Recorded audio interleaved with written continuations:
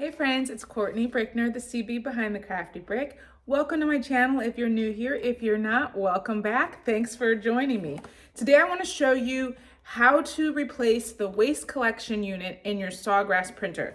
I've got my Sawgrass 1000 printer here, and it's giving me an error message. So I wanted to see if this non-Sawgrass ink collector unit will work. So, because this one is $15 and the Sawgrass one is $45. So I wanted to see if I could save some coins and get this less expensive one to work. So I'm gonna replace the unit. I've never done this, and we are going to see if this one works. So let's go. I've got an error message here, an alert saying that my waste collection tank is almost full, and then I need to contact my local vendor. So I decided to try out this ink collector unit that I got off of Amazon, and I can put the link in the description, but we'll just wait and see if it works, because this is not actually a Sawgrass brand ink collection unit, but I'm gonna see if it works so I can let y'all know. All right, I have never replaced the ink collection unit before. So this is the first time I've gotten this error message. And I've had this almost 3 years. So I'm gonna go ahead, open this. It comes with the ink collection unit and a plastic bag to put my old ink collection unit in when I get it out. So let's go ahead and open this.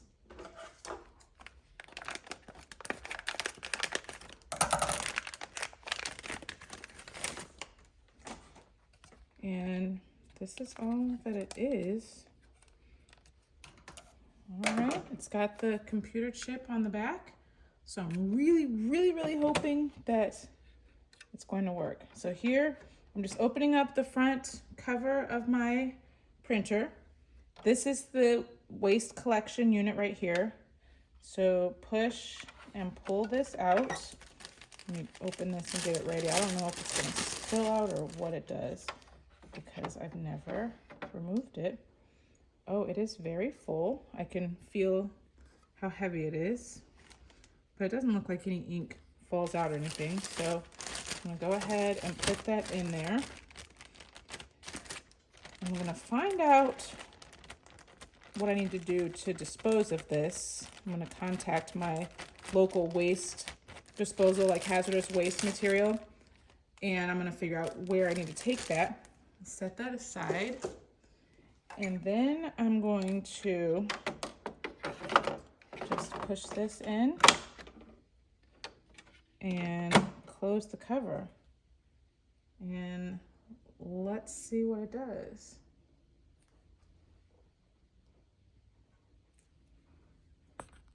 It does nothing.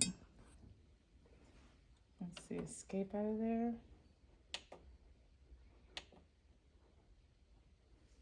Please open. Cover, so it's telling me it's still open. Okay, now it's closed.